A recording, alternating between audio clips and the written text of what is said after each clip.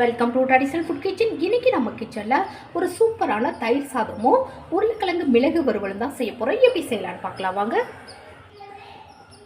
இப்போ சாதம் பார்த்திங்கன்னா நல்லா கொஞ்சம் நல்ல குழைய வேக வச்சு தான் நான் வச்சுருக்கேன். தயிர் சாதத்துக்கு அப்படி இருந்தால் தான் ரொம்ப நல்லாயிருக்கும். ரொம்ப உதிரியாக இருக்கக்கூடாது. இப்போ இதை நல்லா கொஞ்சம் இந்த மாதிரி கொஞ்சம் கலந்து விட்டுக்கலாம். நான் செய்த தயிர் சாதம் ஒரு 2 பேர் சாப்பிட்ற அளவுக்கு நான் செய்ய போகிறேன். இப்போ இதில் ஒரு 3/4 கப் அளவு கெட்டி தயிர் சேர்த்துக்கலாம். இப்போ இந்த தயிரை அதில் சேர்த்துடலாம். நல்லா கெட்டி தயிராக நான் சேர்க்குறேன். நல்லா ஒரு 3/4 கப் அளவு கெட்டி தயிர் சேர்த்துருக்கேன். இதிலே கொஞ்சமாக தண்ணி சேர்த்து கலந்து சேர்த்துக்கலாம். 1/2 கப் அளவு தண்ணி சேர்த்துக்கலாம். தேவையான அளவு உப்பு சேர்த்துக்கலாம். இப்போ இதை நல்லா கலந்து விட்டுறணும்.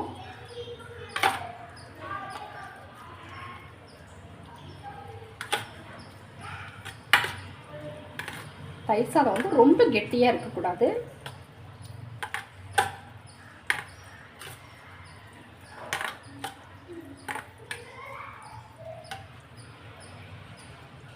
பாருங்கள், இப்போ நல்லா கலந்து விட்டாச்சு.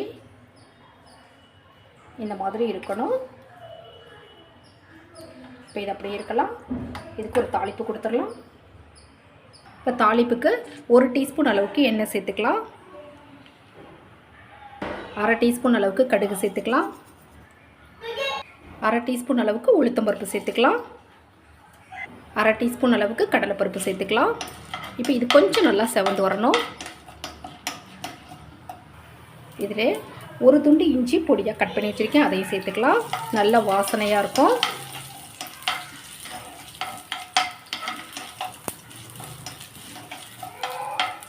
இது கூடவே நீங்கள் பெருங்காயத்தூள் கூட சேர்த்துக்கலாம். நான் வேணான்னு ஸ்கிப் பண்ணிவிட்டேன். நறுக்கிய பச்சை மிளகாய், பொடியாக நறுக்கின கருவேப்பிலை. இப்போ இதை அப்படியே தயிர் சாதத்தில் சேர்த்துடலாம். இப்போ இதை நல்லா கலந்து விட்டுறலாம். இப்போ இது கூடவே நான் மாங்காய் நல்லா பச்சை மாங்காய் நல்லா துருவி வச்சுருக்கேன். இப்போ அதை சேர்த்துக்கலாம். இது விருப்பப்பட்டால் மட்டும் நீங்கள் சேர்த்துக்கலாம். இப்போ இது கூடவே மாதுளம்பழத்தோட முத்துக்களை சேர்த்துக்கலாம். இதுவும் குழந்தைங்களுக்கு இந்த மாதிரி கொடுக்கும்போது நல்லா விரும்பி சாப்பிடுவாங்க. இப்போ இதை நல்லா கலந்து விட்டுடலாம். பார்க்குறதுக்கே சாப்பிடணும் போல இருக்கும். அதனாலவே குழந்தைங்க நல்லா விரும்பி சாப்பிடுவாங்க. பாருங்கள், இப்போ தயிர் சாதம் ரெடி ஆகிடுச்சு. இப்போ இதுக்கான ஒரு உருளைக்கிழங்கு மிளகு வறுவல் மட்டும் ரெடி பண்ணிடலாம். இப்போ இதில் 2 டீஸ்பூன் அளவுக்கு எண்ணெய் சேர்த்துக்கலாம். 1/2 டீஸ்பூன் அளவுக்கு கடுகு சேர்த்துக்கலாம்.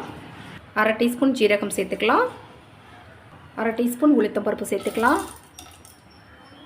இதில் 2 வரமிளகாய் அந்த மாதிரி பிச்சு சேர்த்துக்கலாம். பொடியாக நறுக்கின பூண்டு சேர்த்துக்கலாம். ஒரு 5 பல் பூண்டு நான் பொடியாக நறுக்கி வச்சுருக்கேன். இது எல்லாத்தையும் நல்லா வதக்கி விட்டுக்கலாம். ஒரு வெங்காயம் பொடியாக கட் பண்ணி வச்சுருக்கேன், அதையும் சேர்த்துடலாம்.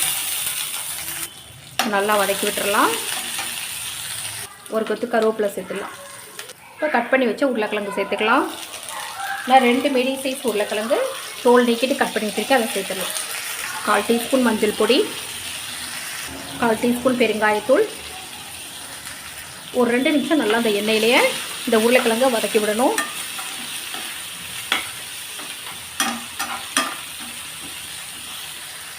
இப்போ இதுக்கு தேவையான அளவு உப்பு சேர்த்துடலாம். இப்போ உருளைக்கிழங்கு வேகிற அளவுக்கு தண்ணி சேர்த்துக்கலாம். இது நல்லா கலந்து விட்டுட்டு கொஞ்சம் நேரம் நல்லா சாஃப்டாக வெந்து வரட்டும். உருளைக்கிழங்கு நல்லா சாஃப்டாக வந்துருச்சு.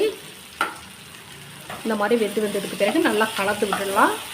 இப்போ இதில் ஒரு 2 டீஸ்பூன் அளவுக்கு மிளகுத்தூள் சேர்த்துக்கலாம்.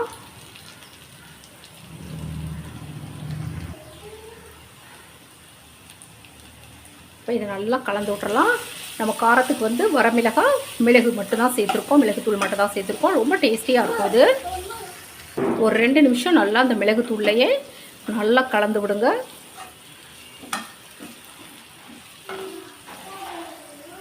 இப்போ கடைசியாக கொஞ்சமாக மல்லி இலை சேர்த்துடலாம். பாருங்கள், சூப்பரான உருளைக்கிழங்கு மிளகு வறுவல் ரெடி ஆகிடுச்சு.